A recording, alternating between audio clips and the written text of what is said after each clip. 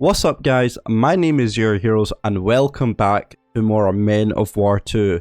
Now, if you haven't checked out my most recent video with Sir Jellybean on the new Last Stand game mode, make sure you go check out in the link down below, as it was a very exciting and very talkative, subjective talk, and I don't even know what that means, but it was very interesting, so make sure you go check that in the link down below. If you want to see more content on Men of War 2, make sure you just subscribe, hit that like button, and let's get straight into the video. Now, today we are going to be talking about kind of a how-to tutorial. This is a how-to, and I know I did a how-to series on Gates of Hell, and I'm going to be doing another how-to series, but this time on Gates of Hell. So if you want to see more how-to videos on the channel, then click the notification bell as well, as it really does help out the channel and myself as well. So we're going to be talking about the supply, basically this little supply box right here.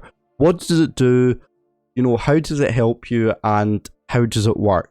Now, this is a relatively new, I would say, system in the game, as it's not actually been done before in any of the franchises like Men of War Squad 2 or Gates of Hell or Call to Arms. So this is relatively a new thing. What this allows you to do is that if you hover over it, it explains that you used to purchase collectible units for multiplayer. So what this basically means is that if you've played this game, you'll see that some units are kind of highlighted in like yellow. And for example, I'll show you. So if you want to go in like a PvP, so by the way, this only works for multiplayer. It won't work with Conquest. And the way you have to buy these units is basically through multiplayer. So if you want to do like a PvP battalion, and you basically choose one of the sections here, you press edit regime, and as you can see that one of the units is kind of highlighted in this gold yellow background, and this basically means that it's kind of like a special unit, and it's like one of these units that there's no other, like you can't get like the other ones that are just regular, you know, units that you can just get through just points or something like that. So these type of units are really special. Now, it's only not just infantry, it can be also for tanks and for every other, you know, units or special units there is. But for this example, I'm going to be using the resistance fighters, which actually reduced the manpower. They reduced like the battle rank, so it helps you actually save on your echelon, which is really good. And I think this is what these type of units do.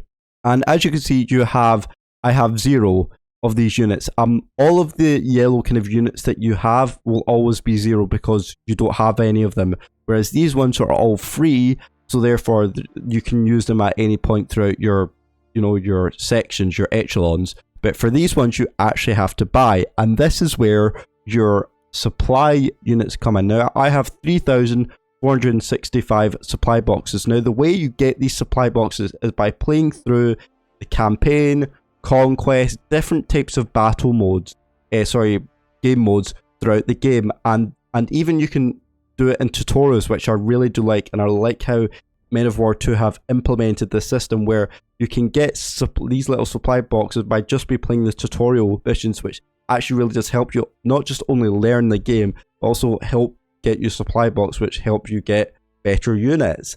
Whereas kind of like Gates of Hell have, you know, they don't really have any reward system in the game where if you do the tutorial, so it's very much of kind of just learn as you go just to play the game, whereas this is that when you play the tutorial you actually get something out of it, which I really do like. So that's something positive. So as you see that this is resistance fighters, I don't have any, and what you want to do is you want to double click on it, and then you get this screen up here, and my face is actually covering it, so give me 2 secs.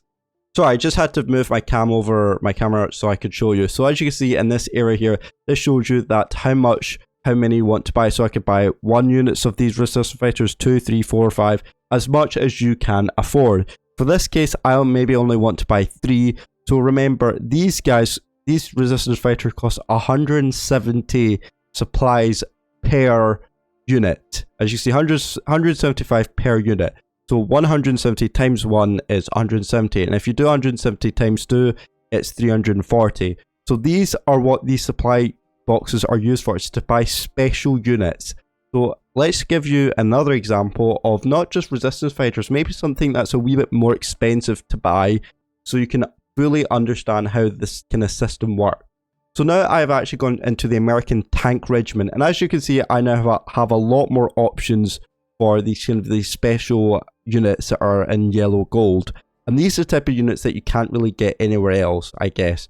And as you can see that some of these units are a lot more expensive now. That you can see this LVT, kind of this boat thing, costs 380 supplies. So if you click on it, double click on it, you can see that one of these costs 380. If you get 2, it costs 760. If you get 3, and the more units you buy, the more expensive it becomes. So as much as you may think you actually have a lot, be careful, because some of these units are actually really expensive, such as this M4A4 costs 580 supply, and if you get 2, you're already up to 1,160 supply boxes. So it is really, really expensive. So really just be careful. Even though you think you have a lot, in reality you probably might want to save up for like maybe 6,000 or 10,000 supply boxes, as this will give you a lot more options to buy units. And even if you have maybe quite a little amount of supply boxes like me, you maybe want to maybe just buy like one of the M4A1. So you can see, once you can see, are you sure you want to buy this M4A4 for 580 supplies? Confirm. And as you can see now, I have one M4A1, and I can now drag this into the section there. And as you can see now, I have my M4A1 in my echelon. And I now only have 2,885 supply boxes. And maybe I want to do the same for the M4A2, so I double click on it. I maybe want to just buy one, because they are really expensive. I press recruit, I press confirm, and as you can see, I now have one M4A2, which I might put in this section here. So as you can see, that this is the way that supply boxes works. You have to earn them through playing missions, campaigns, conquests, and then you're able to spend them on special units, so you can basically upgrade your units to be better, if that makes sense. So there you go, guys. That is a how-to tutorial on how supply boxes work within Men of War 2. If you did like this video, make sure you subscribe, and if you want to see more how-to tutorial help within this game, then make sure you stay tuned to this channel. And a question I actually have for you guys: I believe there is a test mode that you can do in this game that is now actually combined into the game when it was released, but I cannot find it. If anyone is able to help me and find this test mode, then I have tons of ideas that I want to do for tutorial missions throughout this game. So if anyone knows, please let me know in the comments down below how to do this, how to get the test mode, because I just can't find it anywhere. Anyway guys, that is it for today. Thank you so much for watching and or your support, and I will see you in the next video. See you later, and goodbye.